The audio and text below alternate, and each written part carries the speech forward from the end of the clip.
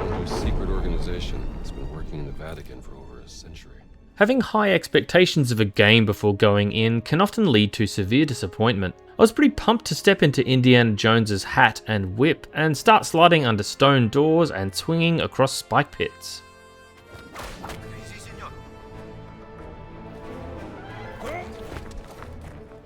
After I saw the trailers and some of the gameplay, I was pretty hyped. It looked like it was going to be a hit, but if so, why would the devs release it so late in the year, after it could be considered for the Game of the Year awards?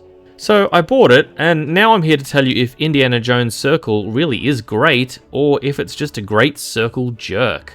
The story of the Great Circle is by far its strongest asset. From university teaching to the Vatican to the pyramids of Giza, this is a tale worthy of Indiana Jones. The developers have truly made a world and a narrative that's every bit as good as you hear it is. It feels like a true indie adventure that's on par with Raiders of the Lost Ark, and we've been invited along with a front row seat. If this is the future of Indiana Jones instead of the movies we've recently gotten, I'm absolutely here for it. Sweet dreams, fella. This time, instead of Indy nicking things from caves or tombs, it's his own university's museum that gets robbed. A mummified cat is taken by a very tall but surprisingly nimble thief, and Indy sets off to find the thief and the cat. In the process, he falls into a deeper mystery involving ancient powers and conspiracies. Oh, and of course, there's always bad guys to punch in the face. It's a linear plotline with quite a few side quests to dabble in if you're looking to spend more time exploring. I didn't find the side quests were necessary to the overall story, but they can often lead back into the main narrative in clever and interesting ways that will make them worthwhile pursuing. It was a really nice touch starting the game by having us play through the classic opening scenes of the movie Raiders of the Lost Ark, right down to the rolling death ball. It's a good way to introduce the player to the game mechanics, setting it in a beloved and familiar scene. Indy as a character is also consistent and familiar. He's every bit the adventuring, snake-hating charmer he was in the films. I'll talk about Troy Baker's excellent performance as Indy later on, but the mannerisms and the scripting is a top-notch representation of the character, right down to the occasional one-liners. Mind if I borrow this? The supporting cast is also stellar, including, but not limited to, Marcus, Gina, Nawal, Father Antonio, and Locus.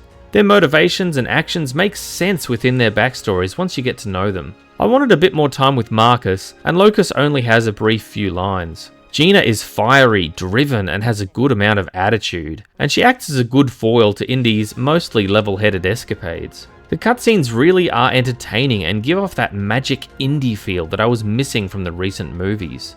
Now I want to move on and talk about the meat and the bones of it, the actual gameplay. Indy's adventure is almost exclusively in first-person view, save for coming out of an initial save game, as well as some traversal options like ladders and whip swinging. In some ways, I would have preferred a third-person over-the-shoulder adventure, but in the end, I think the first-person view was the right call. It does really help you inhabit Indy when you can hear the internal monologue and see the punches and feel the whip cracks that are close to the screen.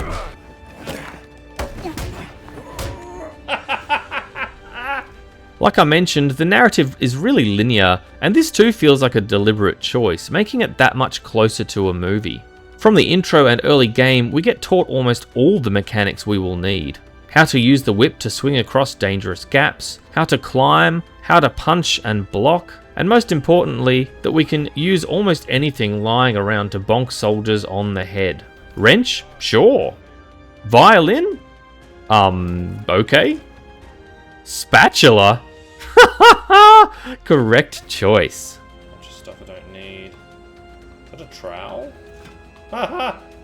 It's a special game I started playing where I would always choose the most ridiculous household item to initiate unconsciousness.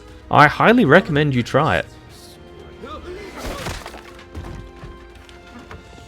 The first few hours are quite stealth heavy, which may or may not be your style, but I think it fits with Indy in general. I played on moderate difficulty, and honestly, it's way too easy. It can take a while for enemies to spot you, even if you're standing right in front of them. So there's a very generous window to experiment with. The enemy AI is about as sharp as a sack full of doorknobs.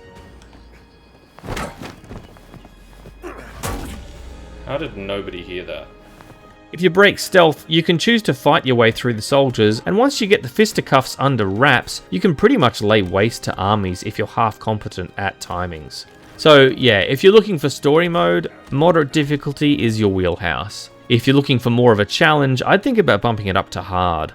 I started my playthrough on mouse and keyboard, but soon changed to controller, and honestly I think that's the better way to play the game, which is really hard for me to say being a die-hard keyboard jockey. Compared to the mouse and keyboard, the controller actually felt like it gave me finer control of movement, as well as looking around the environment. And you should look around as much as you can. There are rewards for exploration, as well as a few secrets to uncover here and there. You'll also occasionally find disguises that you can wear in a similar system to the Hitman games. Your disguise will help you get around restricted areas, but beware the odd captain who can see through it and cause you problems. I want to talk about the leveling up system. You'll find books throughout the world if you're attentive enough, and these books can teach Indy different things that act like your skill tree. Now, I love this system. I think it's finally a leveling system that fits with the character. Bravo to the developers on this one. You can buy extra books and extra pamphlets from a few places in-game that will add some extra abilities if you can find them.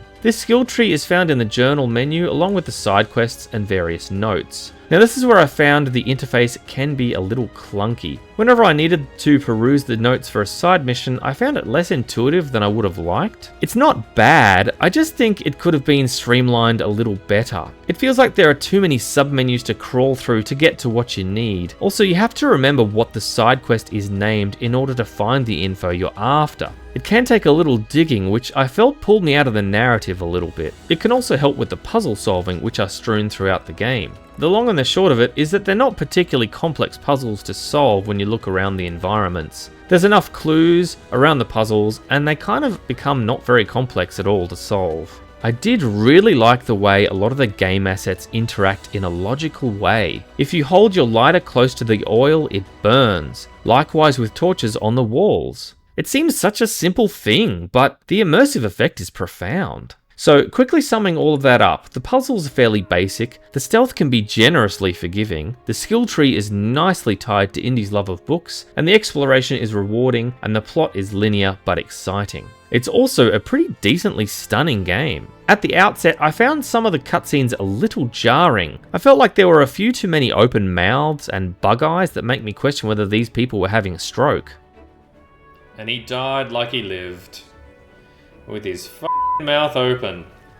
It's a little bit of a shame that the game doesn't get to stretch its graphical legs, so to speak, until the second part of the story in the Vatican, after you meet Father Antonio. The first part is all at night, and it can feel a little reminiscent of those greys and browns that pervaded first-person shooters about 15 years ago. Once you get to the bigger Vatican exploration and the latter parts of the game in Egypt and other places, you can readily see the beautiful graphic chops the Great Circle boasts. I clocked a consistent 60 frames per second, and that was solid and unwavering throughout my sessions. I had no crashes or hang-ups, and it was a pretty reliable experience. Okay, time to talk about Troy. Troy Baker is incredible as Indiana Jones. How does he manage to inhabit so many different and distinct characters? I genuinely cannot comprehend this man's talent. He's so good and sounds as close to Harrison Ford's Indiana Jones, you'd be forgiven for thinking there's some kind of supernatural power involved.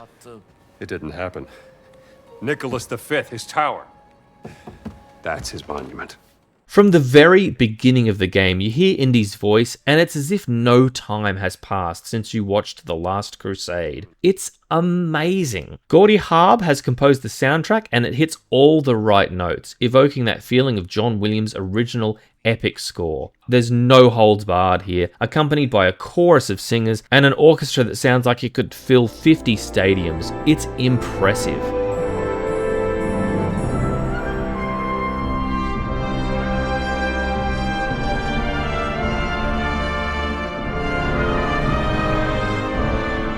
do yourself a favor and pull it up on YouTube sometime and have a solid listen. It's really good. Quite simply, this is the greatest Indiana Jones game that's ever been made. It's an immaculate blending of worthy story, vocal talent, rewarding game mechanics, and world exploration. Its only blemishes are a fairly simple stealth system, a UI that can potentially be a little clunky, and world puzzles that probably won't have you scratching your noodle for too long. It's a really hefty price at $120 Australian, but the good news is if you have an Xbox Game Pass, you'll be able to check it out there. I think the game is good enough to warrant that price of $120, particularly if you're a mad keen fan of the films. On the other hand, there's plenty of good games out there to keep you busy while you wait for this one to go on sale, although you may be waiting a while given the success I think this title is likely to see.